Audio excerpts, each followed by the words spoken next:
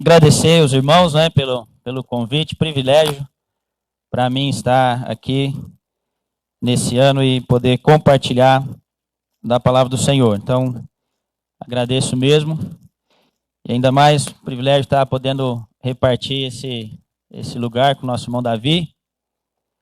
Os irmãos que conhecem um pouquinho do meu testemunho, eu fui resgatado em 86 no acampamento Verdes Pastos. Quem estava pregando era o Davi Jané. Então, eu era bem novinho, eu era menino, 6 anos de idade, 7 anos, 6, 7 anos. Ele já era o pregador, já. Diz ele que começou cedo, né? É o vô. Mas é uma alegria mesmo estar aqui e espero que a gente possa juntos, né, aprender muitas coisas na palavra de Deus, verdades preciosas, né? Eu sempre gosto de dizer que não sou eu que vou ensinar nada, mas o Espírito Santo vai nos ensinar a todos nós. Juntos, nós vamos aprender verdades importantes, conselhos, mandamentos, preceitos, promessas da parte do Senhor, e que devem servir para mudar a nossa vida, mudar perspectivas, mudar decisões, que nós possamos, com esses estudos, levantar os olhos, né, e poder enxergar aquilo que o Senhor tem revelado a cada um de nós. Nós vamos ler, para introduzir, Mateus capítulo 5. O assunto agora de manhã é ética cristã. E o texto que nós vamos usar nessas aulas é Mateus 5, 6 e 7, o Sermão do Monte. Então nós vamos ler 2 versículos somente como introdução.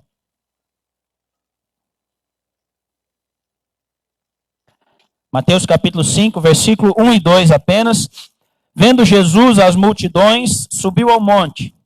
Como se assentasse, aproximaram-se os seus discípulos e ele passou a ensiná-los. O Senhor Jesus passou a ensinar os seus discípulos. Somente esses 2 versículos. Que Deus possa abençoar a nossa aula hoje de manhã. Bem, nós vamos começar com algumas definições. Tem que ligar aqui também, irmão? Não? Aí, passou. Muito bem, o que é ética? Ética é definida como sendo o conjunto de valores morais que estabelecem as diretrizes que regulamentam a vida da humanidade em sociedade. Ética são hábitos e costumes, não é? Há uma matéria na filosofia, estuda hábitos e costumes, ou de uma sociedade, ou de um grupo de pessoas, e assim por diante. Cada decisão, cada escolha, cada movimento nas nossas vidas, ela vai ser direcionada, influenciada pela ética. Por uma ética pessoal ou por uma ética social, da sociedade em que nós vivemos. Cada atitude, ela é influenciada por aquilo que eu acho certo ou aquilo que eu acho errado. Agora, em se tratando daquilo que é a verdade, daquilo que nós queremos realizar em conformidade com a vontade de Deus, o que o mundo pensa sobre a ética, o que a filosofia pensa sobre a ética, para nós não é importante. Eu penso que nem há necessidade de tomar tempo em considerar essas coisas. Nós queremos conhecer aquilo que Deus diz ser o que é certo e o que é errado. O padrão moral de Deus, o caráter de Jesus Cristo. É isso que nós queremos viver e é dessa maneira que nós queremos nos comportar como igreja, como filhos de Deus, como cristãos. Então, por isso nós vamos estudar durante este ano o Sermão do Monte, procurar ali reconhecer este padrão, esta conduta para as nossas vidas. A ética ela está relacionada com a moral. A moral é o conjunto de valores individuais ou coletivos considerados como guia, algo que orienta das relações sociais e da conduta dos homens. A ética, então, está relacionada também com a moral e com o caráter. O dicionário diz que o caráter é a qualidade que é inerente a um indivíduo, conjunto de traços morais que caracterizam um indivíduo em um grupo de pessoas, modo de ser ou de se comportar. Tem uma afirmação que eu li há muitos anos atrás e eu gosto sempre de mencioná-la quando eu estou falando de caráter. E esse homem, James Denny, escreveu assim: o caráter, a índole, a firmeza de vontade, a constância, o caráter do crente é todo o seu capital. Tudo que nós temos é o nosso caráter. Qualquer outra ocupação deste mundo, a pessoa pode continuar desde que tenha saldo positivo. Se você tem recurso, se você tem dinheiro, qualquer outro negócio, você continua nele. Mas o crente tem para negociar o seu caráter. Se você perdeu o seu caráter, você perde tudo. É fundamental, é importante que nós sejamos homens e mulheres de caráter. O Mário Sérgio Cortella, todos nós conhecemos bem, ele diz assim: é necessário cuidar da ética para não anestesiarmos a nossa consciência e começar a achar que tudo é normal. E de fato, irmãos, a gente acostuma com o que a sociedade quer impor, ou com o desvio, a corrupção, o que os homens vivem e pensam e entendem como algo normal, comum e correto. Vocês vão se assustar. À medida que nós estudarmos o Sermão do Monte, vocês vão se assustar com as coisas que Deus diz que não devemos fazer e nós fazemos. Com a maneira que nós devemos agir e reagir. E Deus diz que é errado e nós fazemos. Com os alvos que Deus diz que não devem ser os nossos alvos e nós os temos como alvo. Com as coisas que nós não devemos amar e nós amamos. E eu sei que você conhece o Sermão do Monte, mas a gente se acostuma. Então a minha intenção nesta matéria é considerar estas coisas, o padrão de Deus para a conduta. Ética cristã, um grupo de princípios morais fundamentado na palavra de Deus. Um grupo de princípios morais fundamentados na palavra de Deus. Princípios que nos instruem sobre como nós devemos viver a vida neste mundo, como nós podemos agradar a Deus, como nós podemos ser aprovados por Deus e ouvir do Senhor: bom está, servo bom e fiel. Eu creio que este é um dos anseios de cada um de nós, sermos aprovados, né, pelo nosso Deus, pelo nosso Senhor Jesus Cristo. As verdades sobre a ética cristã, ou os fundamentos, eles estão em toda a Bíblia. Toda a Bíblia traz instruções, princípios, mandamentos, promessas, conselhos, para que nós possamos de fato viver esta ética, ou o padrão moral de Deus, nas nossas vidas. Dois textos importantes os mandamentos, né, no Antigo Testamento, Êxodo capítulo 20, ou então o Sermão do Monte, que é o que nós vamos ter como texto principal, Mateus 5, 6 e 7. Eu separei aqui outro escrito que eu achei interessante. Semeie um pensamento e você colherá uma ação. Semeie uma ação e você colherá um hábito. Semeie um hábito e você colherá um caráter. Semeie um caráter e você colherá um destino. O crente, a partir do momento da sua redenção, salvação, ele precisa desta busca constante, ser mais e mais semelhante a Cristo Jesus. Irmãos, nós não podemos nos esquecer que nós antes não éramos povo, antes não tínhamos esperança, antes estávamos sem Deus no mundo, mas agora não.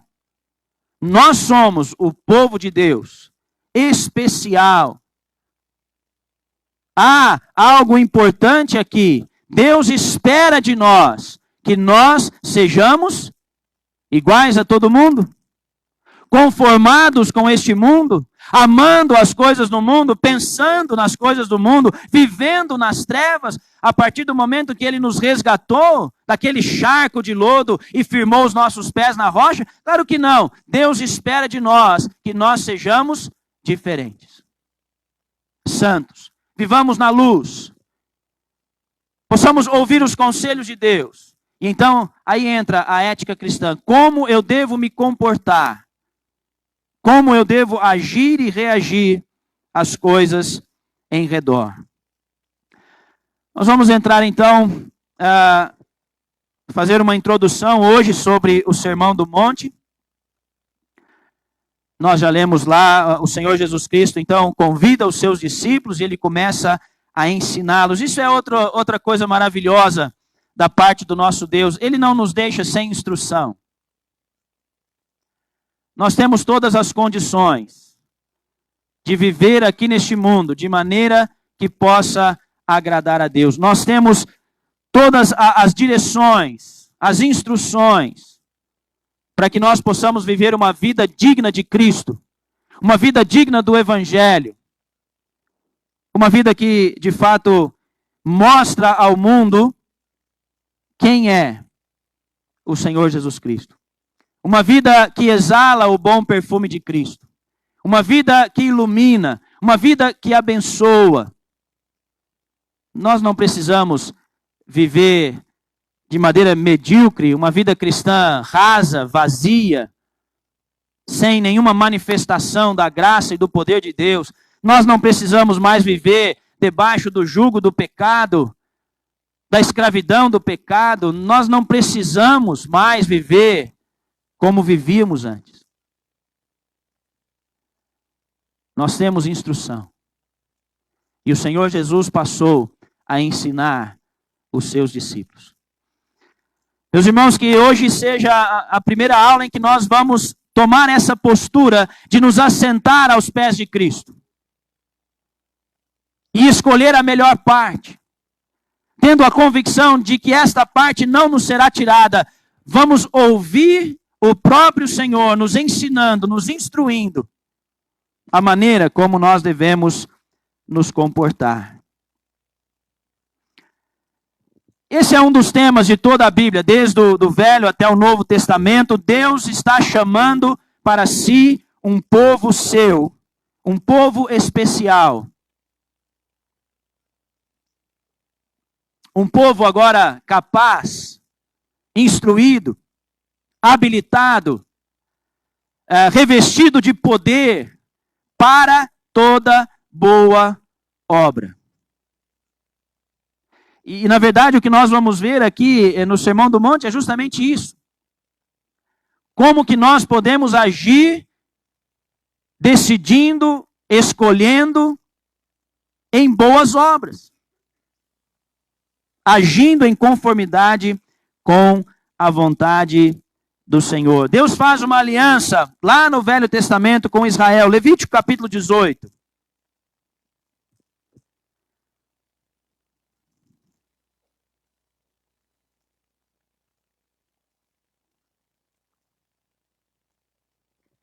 Levítico capítulo 18, versículo 2. Fala aos filhos de Israel e diz-lhes: Eu sou o Senhor vosso Deus. Não fareis segundo as obras da terra do Egito, em que habitastes, nem fareis segundo as obras da terra de Canaã, para a qual eu vos levo, nem andareis segundo os seus estatutos. Olha o versículo 4. Os meus preceitos observareis, e os meus estatutos guardareis, para andardes neles. Eu sou o Senhor vosso Deus. É interessante, Deus começa e termina com essa expressão: Eu sou o Senhor vosso Deus. Vocês não vão viver como viviam os egípcios, vocês não vão viver como vivem os povos na terra em que eu vou dar a vocês, mas vocês vão viver de acordo com os meus preceitos, os meus estatutos, a minha vontade, os meus mandamentos. Para quê? E a Bíblia diz, isso é para o vosso bem. Para que você prospere, para que você seja feliz, para que você tenha paz, para que você tenha esperança. Por que que nós devemos observar a lei e a vontade de Deus? Por que meditar e guardar os mandamentos e viver de acordo com os mandamentos? Para o vosso bem. É claro que Deus vai ser honrado e glorificado nisto. Mas é para o nosso bem, irmãos. Para que nós sejamos prósperos espiritualmente. O Senhor nos convida a observar e a obedecer os seus mandamentos.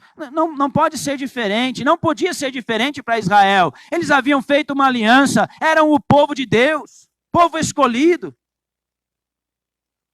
Precisavam ser diferentes, precisavam observar os mandamentos, não podiam ser como eram no Egito, não poderiam ser como os povos que viviam na terra prometida. Mas a verdade é que Israel logo esqueceu dessa singularidade, desta preciosidade de ser povo de Deus. Eles se esqueceram. Muito rapidamente quiseram parecer-se ou imitar as nações em volta, os povos que habitavam em volta do povo de Israel. Salmo 106, versículo 35. Antes se misturaram com as nações e aprenderam as suas obras. Nós não vamos entrar aqui na história de Israel, mas nós vamos pontuar algumas coisas. Deus os separou, Deus os chamou como povo seu. O que eles fizeram? Eles se misturaram. A realidade é que eles imitaram, misturaram com as nações, aprenderam as suas obras. Eles pediram um rei, como todas as nações em redor. 1 Samuel 8:5. Eles disseram, eis que já estás velho. Falaram com Samuel, não é? E os teus filhos não andam nos teus caminhos. Constitui-nos, pois, agora um rei, para nos julgar, como o tem todas as nações. E é isso que eu queria destacar. Nós queremos aquilo que as nações têm. Nós esquecemos que Deus é o nosso rei. Nós esquecemos da nossa singularidade. Nós queremos também um rei como as outras nações. Samuel os advertiu, Samuel tentou convencê-los de que eles não precisavam de um rei, e como isso seria custoso. Mas eles se tornaram obstinados. O povo, versículo 19 do capítulo 8, o povo, porém, não quis ouvir a voz de Samuel, e disseram, não, mas haverá sobre nós um rei, para que nós também sejamos como todas as outras nações, e para que o nosso rei nos julgue, e saia adiante de nós, e peleje as nossas batalhas. Olha, nós queremos ser igual os demais. Nós queremos um rei. Irmãos, por que nós estamos vendo isso antes de entrar no sermão do... Esse é o contexto ali. Essa é a razão pela qual o Senhor está chamando aqueles discípulos. Olha, não vão se conformar com a vida dos fariseus, não vão se conformar com a vida dos gentios, dos romanos. Vocês têm que ser diferentes. Pior fizeram o povo de Israel. Eles buscaram deuses para si. Ezequiel 20:32. Sejamos como as nações, como as tribos dos países, servindo ao madeiro e à pedra. Sirvamos as imagens de madeira e de pedra. Eles estavam rejeitando completamente a sua singularidade, o fato de serem um povo especial. Não queremos que Deus reine e nem queremos adorá-lo. Nós vamos ter um rei sobre nós e nós vamos adorar a imagem de madeira e de pedra. Sofreram, é claro, a justa retribuição por aquilo que fizeram. Ainda que Deus continuou mandando os seus profetas, avisando, aconselhando, convidando ao arrependimento, mas eles não deram ouvidos à palavra do Senhor. Eu vou ler aqui 2 textos, não é, que falam desses profetas, Jeremias e Ezequiel. Jeremias 10, 1 e 2. Ouvi a palavra que o Senhor vos fala, ó vós, casa de Israel. Assim diz o Senhor, não aprendais o caminho das nações. Irmãos, isso tudo aqui serve para nós, tá? Nós estamos passando rapidinho aqui nessa introdução, mas essas palavras não vão aprender com o mundo. Não aprendais os caminhos das nações, nem vos espanteis com os sinais do céu, porque deles se espantam as nações. Olha, não vai se envolver com os costumes, com a ética, com a moral, com o caráter das nações em redor, ou do mundo, a sociedade em que nós vivemos. Ezequiel também a mesma coisa, Ezequiel 20, verso 7. Lançai de vós, cada um, as coisas abomináveis que encantam os seus olhos, e não vos contamineis com os ídolos do Egito. Eu sou o Senhor vosso Deus. Irmãos, quantas coisas encantam os nossos olhos. Muitas coisas encantavam os olhos do povo de Israel. E a mensagem da parte do Senhor é: lançai, joga fora, despir-se do velho homem, joga para longe aquilo que contamina, aquilo que é abominável, aquilo que está corrompido pelo pecado, e viva um novo padrão divino. Porque senão nós teremos que sofrer as consequências, porque de Deus não se zomba. Aquilo que o homem plantar, isso também ele vai colher. E o juízo veio sobre Israel e também sobre Judá. Segundo Reis, capítulo 17, está ali os juízos que Deus mandou. Não vamos tomar tempo de ler, depois você pode considerar. Então esse é o cenário, talvez aqui, deste estudo para o Sermão do Monte.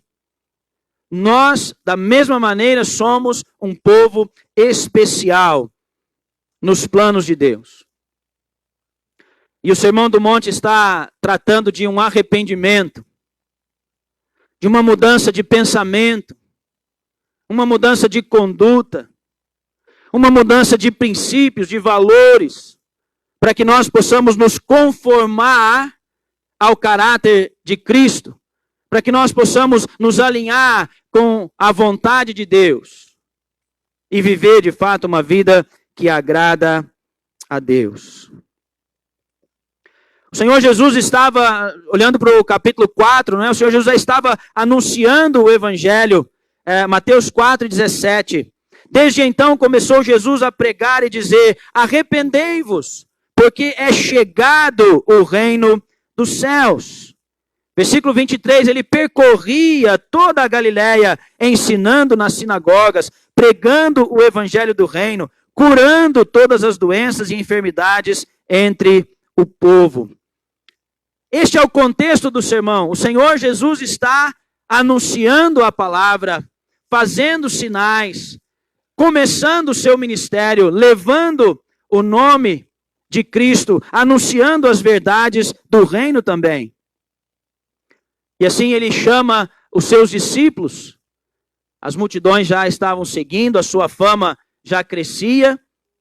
E ele chama então os seus discípulos e passa a ensinar os seus discípulos. E é justamente esta é a questão. Deveriam ser agora redimidos, lavados, perdoados. Aqueles discípulos deveriam ser diferentes. E a pergunta é, irmãos, nós somos diferentes?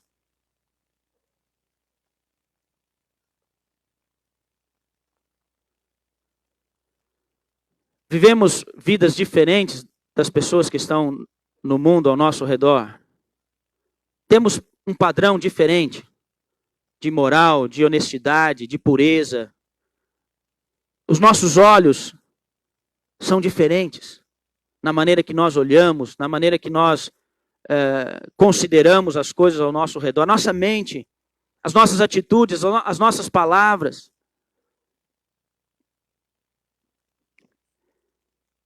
Muitas vezes a gente ouve alguém contando, né? Olha, eu estava na rua, eu estava em algum lugar e a pessoa chegou para mim e perguntou: você é crente? Só de ver a minha postura, não sei o que a pessoa viu, né? Pois é, isso nunca aconteceu comigo. Já aconteceu o contrário. Eu estava no posto de saúde esperando a minha consulta. E naqueles dias eu tinha cortado o cabelo bem baixinho, tinha raspado. E tinha um grupo lá de uma casa de recuperação e a assistente social chegou e falou: você também é um dos rapazes que está? Eu falei: eu sou igual a eles. Todos nós somos pecadores, mas eu já fui redimido pela graça de Deus. Mas, irmãos, não é esse tipo de visão exterior. Os homens não precisam ver em nós nada exterior. Ainda que, quando vem de dentro, vai mudar o exterior. Tá? Eu queria que nós tivéssemos, nesses dias, quando estudássemos sobre ética cristã, esse pensamento, se não começar lá no teu coração, se você não deixar o Espírito Santo te fazer entender as verdades aqui apresentadas, se você não permitir que o Espírito Santo tome conta de... Não adianta você fazer na minha frente, na frente de outros. A essência está contaminada. Não tem valor nenhum. Não há razão. Sabe, o Senhor Jesus não está apresentando aqui um monte de regras. Pode, não pode. Não é isso. O Senhor Jesus está apresentando um padrão moral, uma conduta, um caráter. E se isso não estiver lá no coração, ensinado pelo Espírito Santo, gravado no coração e na mente, não adianta eu querer agir em conformidade com essas coisas. O conselho aqui foi: não vai agir como o Egito e não vai agir como a terra em que eu vou te mostrar. Nós não devemos ser como os do mundo, mas também não devemos imitar a hipocrisia dos religiosos. Sendo legalista, o legalista é que tem medo de se perder e ele inventa um monte de regrinhas para tentar segurar as pessoas ali debaixo das suas mãos, da sua autoridade, das suas regras. Nenhum crente vai permanecer na presença de Deus por causa de regras. Nós permanecemos na presença de Deus, nós vivemos o caráter cristão quando o Espírito Santo toma conta de todo o nosso ser. Por isso não se prenda a regras, mas entregue-se ao Espírito Santo. Renda-se completamente, espírito, alma e corpo. Entregues completamente ao Espírito Santo de Deus. Esta pessoa bendita, esta pessoa divina, esta pessoa poderosa, que tem todas as condições de nos ensinar, de nos dirigir, instruir, fazer lembrar, para que nós possamos andar em conformidade com a vontade de Deus. Ninguém cheio do Espírito Santo, guiado pelo Espírito Santo, vai se rebelar contra Deus. Mas um crente cheio de regras colocadas sobre ele, subjugado, sofrendo com aquelas regras que às vezes a pessoa que deu, o irmão que as impôs, nem ele tem coragem de carregar aquilo lá. Esse sim pode se rebelar, esse sim pode... Bom, então, este é o pensamento. Mateus 6 e 8 provavelmente é um dos textos chaves aqui deste Sermão do Monte.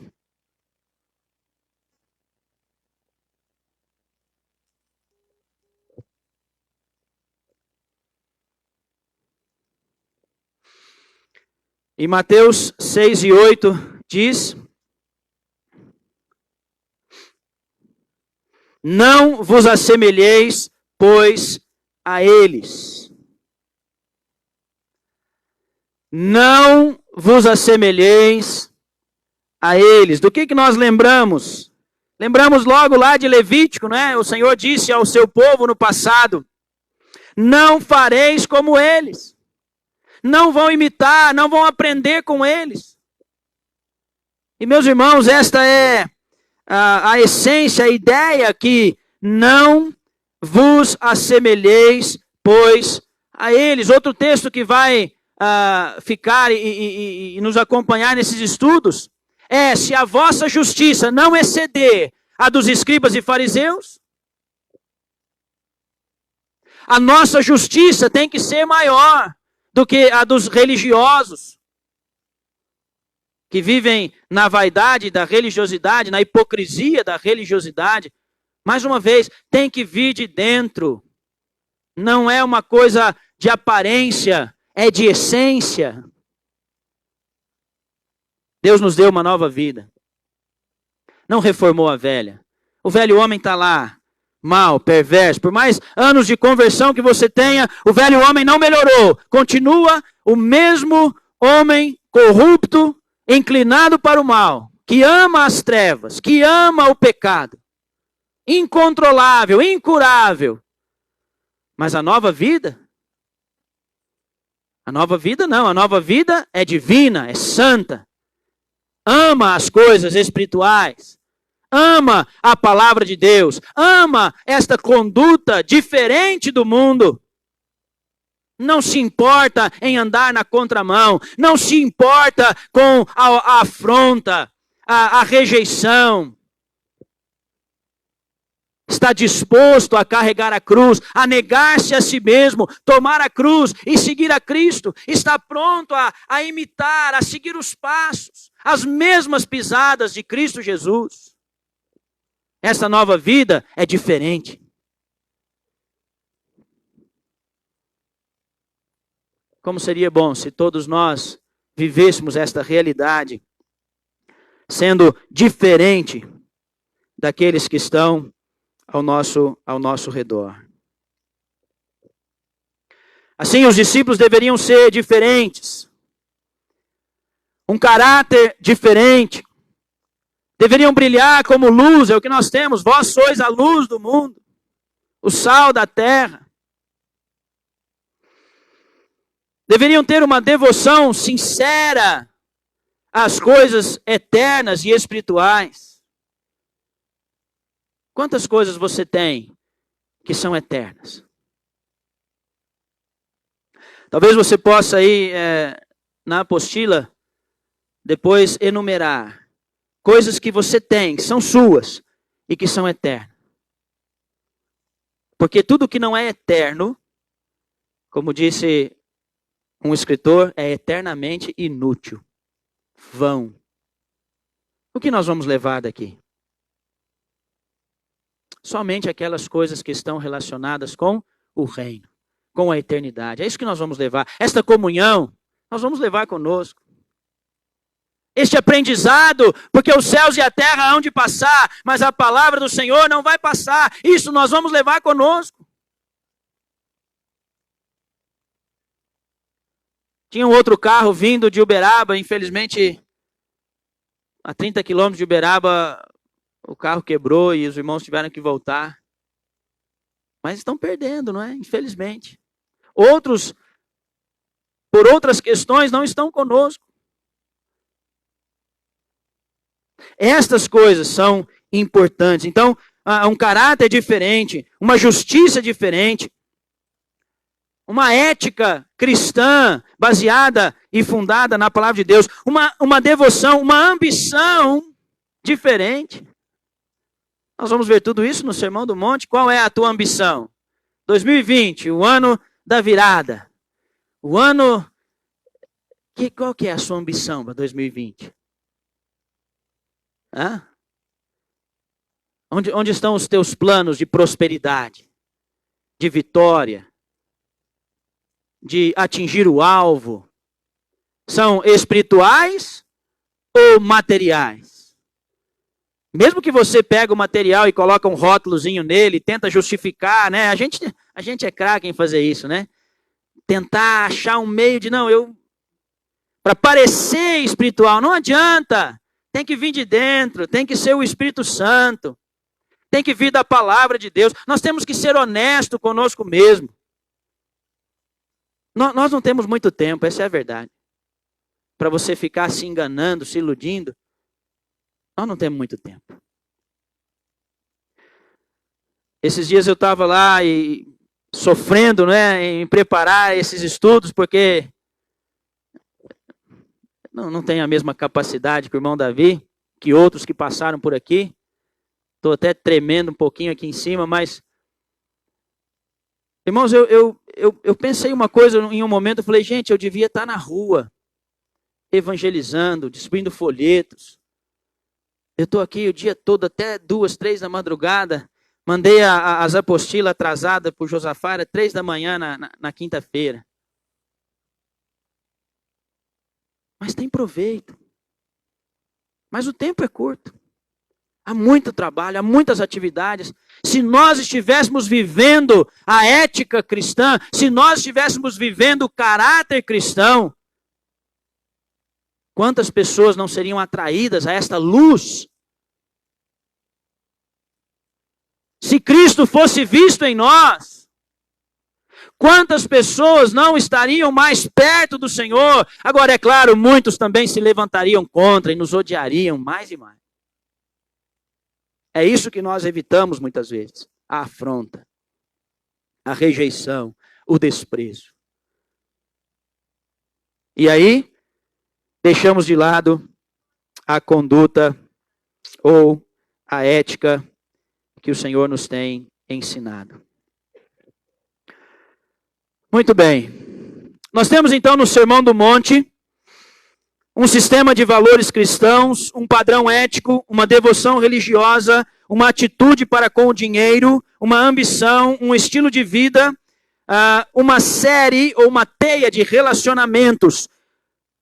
Tudo isto completamente diferente daquilo que a nossa sociedade, o mundo, que não conhece a Deus, que não conhece o padrão divino, diferente do que eles fazem. E, irmãos, não é diferente um pouquinho só não, é contrário, é o avesso. Portanto, se você está vivendo como deveria viver, você está em oposição ao mundo. Agora, se você está vivendo em amizade com o mundo, saiba que isto se constitui inimizade contra Deus. Não há outra coisa a dizer.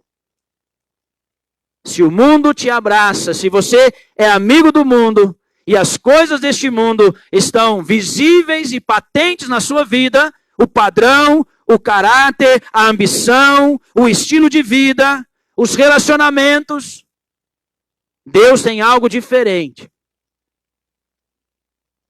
O Senhor Jesus orou na sua oração, ele diz, não peço que os tires do mundo, mas que os livre do mal, livre-os do pecado, livre-os das coisas desta vida, mas que sejam firmes em andar em conformidade com a vontade do Senhor. Muito bem. Alguma dúvida, irmãos, até aqui? Opa. Que bom, está todo mundo entendendo tudo, não é? Nós vamos falar um pouquinho da importância do Sermão do Monte. E, de fato, é algo maravilhoso. Que nós certamente teremos grande proveito em estudar. O Sermão do Monte, ele apresenta o caráter de Jesus Cristo. E há alguns paralelos interessantes, quem sabe depois nós podemos mencionar estes paralelos com outras passagens, outros textos da palavra do Senhor. E nós vamos destacar aqui algumas coisas. Por exemplo, o caráter cristão, como está ali. Mateus capítulo 5, versículo 3 a 12, as bem-aventuranças, não é?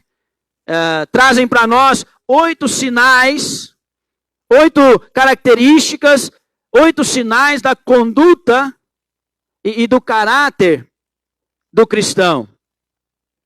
Os humildes, os que choram, os mansos, os que têm fome e sede de justiça, os misericordiosos, os limpos, os pacificadores, os perseguidos. Esta primeira parte apresenta estes sinais de uma vida naquele que, de fato, apresenta um caráter cristão. E traz consigo também as bênçãos. Quando nós somos, de fato, humildes, quando choramos por causa do pecado, e assim por diante. Quando temos fome e sede de justiça, ele traz ali também as bênçãos de demonstrar e viver este caráter cristão. Capítulo 5, versículo 13. Irmãos, nós estamos fazendo aqui uma introdução. Depois nós vamos entrar um pouco. Certamente nessas 10 aulas nós não vamos ter tempo de ver tudo com detalhes, mas nós vamos tirar algumas coisas e procurar considerá-las, não é? A influência do cristão, capítulo 5, versículo 13 a 16, não é? Essas duas metáforas, não é? A luz e o sal, como isso nos ensina verdades preciosas, não é? A influência que nós devemos exercer no mundo. Nós estamos, de fato, iluminando. E uma vez eu li um texto e achei muito interessante. Olha, por menor que seja a luz, por mais fraca que seja a luz, mas quando ela está no meio de densas trevas, ela ilumina. Você já percebeu? Olha, eu só tenho essa luz, essa velhinha aqui, mas quando você está no breu, em trevas completas, aquela luzinha vai iluminar. Então, ainda que somos tão fracos, tão frágeis, né? Tão inconstantes na obra de Deus, na vida cristã, meu irmão, se pelo menos brilhar um pouquinho. Mas a verdade é que nós não temos brilhado nada. Há um cântico do grupo Logos, né, que diz: e se não brilhar, e se não salgar, para que servimos nós? Eu vivo fazendo essa pergunta para mim mesmo. Por quê? Para que você serve? Se você não vai brilhar, se você não vai salgar, se você não vai ser aquilo que opõe à corrupção, aquilo que preserva e defende a verdade, aquilo que é santo, aquilo que é puro, se você não vai fazer isso, se não vai brilhar, se não vai salgar, para que serve, irmãos? Não serve para nada. Não serve para nada. Então, a influência do cristão. Como que nós vamos influenciar aqueles que estão ao nosso redor? Como que eu vou influenciar a minha rua, o meu bairro, as pessoas na empresa onde eu trabalho, as pessoas na faculdade onde eu estudo, se eu não demonstro um caráter, uma moral, uma conduta diferente? Como que eu vou influenciar alguém se eu sou igual a todo mundo? Essa é a ideia aqui. Depois nós temos a justiça do cristão, capítulo 5, versículo 17 ao 48.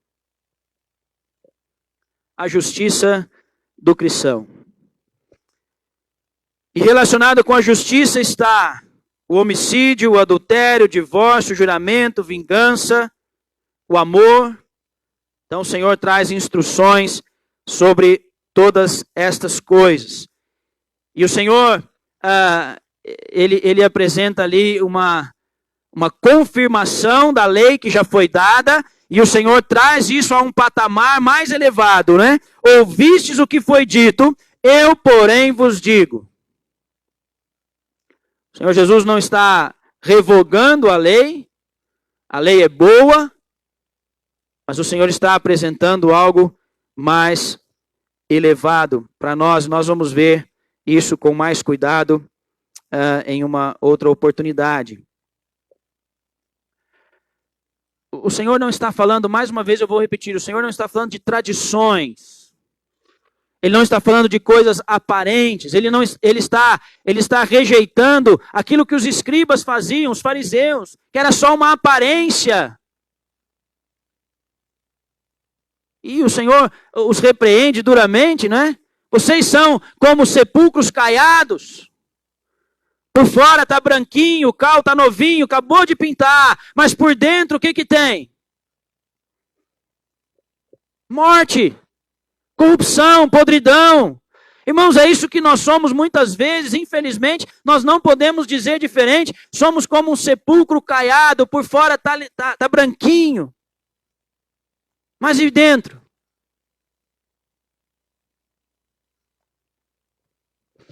Então, a justiça do cristão com relação a todos esses assuntos que nós já mencionamos. Não viver uma vida religiosa simplesmente, de aparência, mas a realidade desta justiça. Depois nós temos a piedade do cristão. Mateus capítulo 6, versículo 1 a 18. A piedade do cristão, a devoção religiosa com que nós devemos nos conformar, aquilo que nós devemos imitar. Como já dizemos, não devemos imitar a hipocrisia dos fariseus e nem muito menos o formalismo dos pagãos. Nós devemos imitar a Cristo. Ele é o alvo. Olhando para Jesus, autor e consumador da nossa fé, vamos seguir esta carreira. Olhando para Jesus. Nós podemos aqui ainda dizer que a nossa firmeza não deve estar num irmão ou no outro. Isso é muito comum. Alguém que nós apreciamos, alguém que nós consideramos como espiritual, e nós acabamos... sabe, irmãos, alguns têm sido feitos como ídolos mesmo, dentro das igrejas, e eu não erro em dizer, mesmo entre nós. E nós não devemos fazer isso, porque quando aquele irmão, Deus o guarde e o livre, mas se ele tropeçar e cair, todos aqueles que o têm como ídolo vão cair com ele. Mas Cristo não cai. Cristo não cai. Então, a nossa firmeza, a nossa devoção, a nossa piedade, ela deve estar em Cristo Jesus. Não na hipocrisia dos fariseus, não no formalismo mecânico dos pagãos, mas confiados em Cristo Jesus. Uma realidade, uma devoção real e sincera. Eu amo ao meu Senhor. Eu amo a palavra do meu Senhor. Eu amo o caráter do meu Senhor. Eu amo o que Ele ama. Eu odeio o que Ele odeia. De maneira honesta, sincera. E é por isso que eu estou dizendo, quando nós passarmos a considerar o Sermão do Monte, você vai se admirar com as coisas que você faz, completamente contrárias a que Cristo Jesus fez e ensinou a cada um de nós. Não falo isso com alegria, mas com tristeza, e falo porque vejo isso na minha própria vida. Seria bom mencionar que eu não me considero padrão de nada daquilo que nós vamos aprender aqui. Mas alguém que está tentando e lutando junto com vocês a fazer o melhor, a servir a Deus, a se entregar, a vencer o mundo e o pecado. Então, o exemplo que nós teremos que seguir é o da palavra de Deus. Que nós possamos assim olhar para o Senhor e procurar segui-lo. Então, a piedade do cristão, algo real, sincero nas nossas vidas. Depois nós temos a ambição do cristão. Esse vai ser um assunto bom. Às vezes a gente deixa para uma outra escola bíblica. A ambição do cristão foge do mundo e das coisas deste mundo. E essa é aquilo que nós precisamos fazer, né? Fugir da aparência do mal, coisas que nos prendem. que impedem que eu e você sejamos o que poderíamos ser no reino de Deus. Irmãos, quantos jovens, quantos da minha época, que no primeiro amor ali, salvos ainda crianças e depois a juventude, demonstravam, o Espírito de Deus agindo, dons, e aí vem o mundo e as ambições e se embaraçam e ficam no caminho. Estão na igreja. Alguns não, mas outros estão na igreja. Mas o que eles são na igreja? Nada, ninguém. Eles vão nas reuniões. E eu falo, poderiam ser fundamentais, poderiam ser coluna, esteio. Homens e mulheres de Deus que se deixaram levar pelo mundo e as coisas que há no mundo. Não sejamos devasso ou profano, trocando as coisas eternas por um prato de lentilha. Isso vai trazer profundo arrependimento um dia. Nós não estamos falando aqui de perder ou ganhar a salvação, aquele que crê é salvo, mas, haverá profundo arrependimento naqueles que, quando o Senhor avaliar as suas obras, o Senhor tiver que dizer, olha, você não fez nada aproveitável, salvo como que pelo fogo. As tuas ambições não foram eternas, eram materiais, eram passageiras. Você viveu e tudo que você conquistou ficou lá. Tudo que você fez. A ambição do cristão. Assim somos diferentes nas nossas convicções e também nas nossas ambições, nos desejos, nas vontades, nas pretensões, nos planos que nós almejamos. As pessoas do mundo, elas estão buscando o que comer, o que vestir, como aproveitar a vida, como ajuntar, como adquirir, como crescer, como ter o seu lugar no mundo, ser alguém. Mas o Senhor tem uma outra perspectiva. O Senhor está convidando, olha, venha ser alguém no reino de Deus. E você vai ser desprezado aqui no mundo. Provavelmente você não vai ser ninguém aqui. Mas é muito melhor ser alguém no reino do que alguém aqui. Aquele que ganhar a sua vida aqui, perde a vida eterna. Mas aquele que por amor de mim, do evangelho, perder a sua vida, ganha a vida eterna.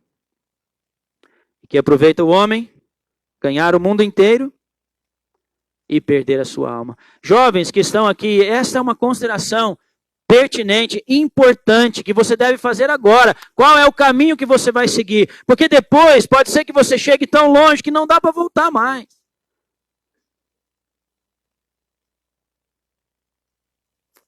É hora de resolver se eu vou viver uma conduta cristã ou se eu vou ser mais um que fica no caminho, que fica no deserto, porque eu não crio nas promessas de Deus. Eu fui chamado muitas vezes de louco. Você tem que ser alguém na vida. Você vai deixar tudo, você vai se envolver com o evangelho, ainda mais aqui no Brasil. Talvez se você tivesse vindo lá das Europas, né? Irmãos, a questão não é essa, a questão é o caráter, a conduta, o chamado. Não é o nosso tema aqui, mas muitos têm tido um chamado de Deus e deixam essas coisas ofuscar, inundar a vida e impedem que sirvam a Deus como deveriam. Aqueles que verdadeiramente foram chamados. Bom, não vamos entrar nesse assunto, não é o nosso tema. A nossa ambição deve ser o reino, não só pensando na eternidade, irmãos. É a expansão do reino agora. Como que eu posso contribuir para o reino de Deus? Como que eu posso ajuntar para o reino de Deus? Como que eu posso levar e expandir o reino de Deus? Plantando igrejas, evangelizando, me envolvendo, sendo indispensável na igreja onde eu me reúno, onde sou membro, servindo, cooperando.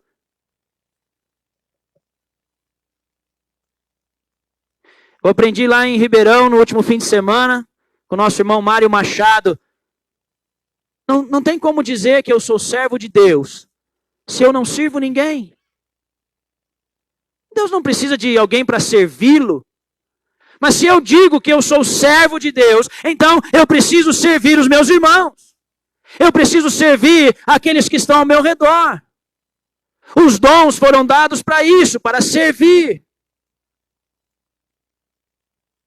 A quem você serve? Quando nós servimos, ampliamos o reino. Levamos a mensagem do reino. Assim como o Senhor Jesus começou a pregar o evangelho e fazer os sinais e levar a mensagem, assim nós fazemos.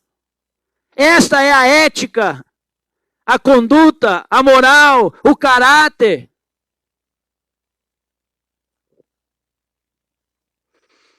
Essa deveria ser a nossa ambição. Ver o reino prosperando no mundo. Crescendo, desenvolvendo-se. Então, nós já estamos em fevereiro. Qual foi o seu envolvimento durante todo esse mês de janeiro na igreja onde você é membro, no corpo onde você é parte? Qual é o seu envolvimento? Qual a sua responsabilidade? A igreja é prioridade para você? Não, é uma viagem, é férias, é isso, é aquilo. A igreja não é prioridade. O jovem não coloca a igreja como prioridade quando ele vai escolher uma faculdade. Ah, vou estudar lá. Mas você já olhou se a sua igreja vai sentir sua falta? Se você é ativo, vai sentir. Se você não é, não vai fazer falta. Já considerou se lá tem uma igreja local onde você possa servir ao Senhor? Porque servir a Deus não é só para uma fase da vida, não. E eu tenho fases na minha vida que eu tenho que me ocupar de outras coisas, e aí depois eu volto a me ocupar do reino. Não, eu nasci de novo para viver essa nova vida, 24 horas por dia, 7 dias por semana. Não é à toa que ele diz, buscar em primeiro lugar o reino de Deus. É todo o tempo.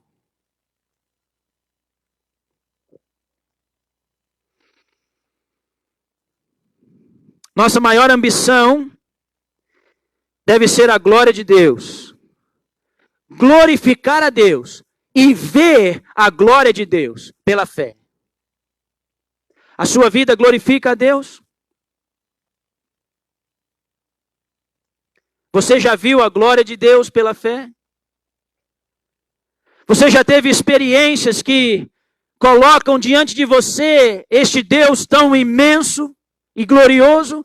Ou você vive das experiências dos teus irmãos?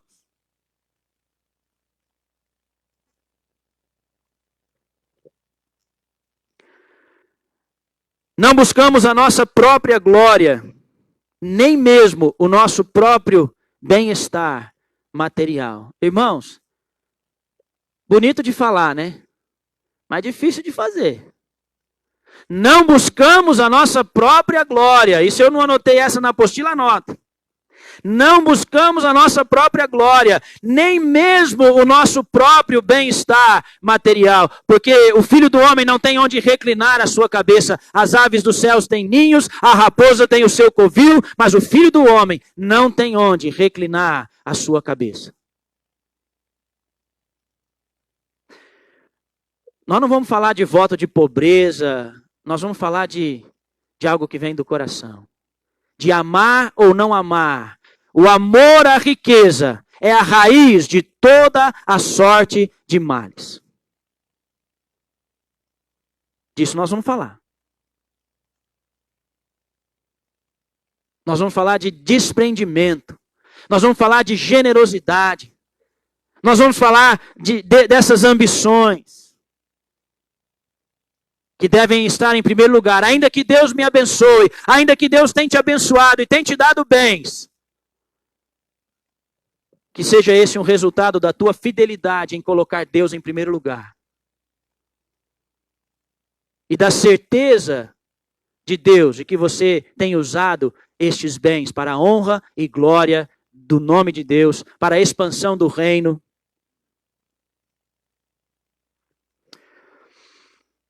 Os relacionamentos do cristão. Quantas pessoas, estão em contato conosco? Com quantas pessoas nós nos relacionamos? Quantas pessoas nós encontramos diariamente? Como nós devemos nos comportar? Como deve ser a nossa conduta? Todos esses relacionamentos deveriam partir do princípio de que nós somos cristãos. Você e eu não poderíamos ter nenhum relacionamento com ninguém que não partisse da verdade. Eu sou cristão. Eu sou imitador de Cristo. Eu sou um seguidor de Cristo Jesus. Então, se você quer relacionar-se comigo, esse é o princípio básico. Eu sou crente. Todo o nosso relacionamento vai estar baseado nesta verdade. Eu sou crente. Eu tenho princípios cristãos. Eu ando de acordo com uma ética cristã. O meu caráter é cristão. A minha moral é cristã.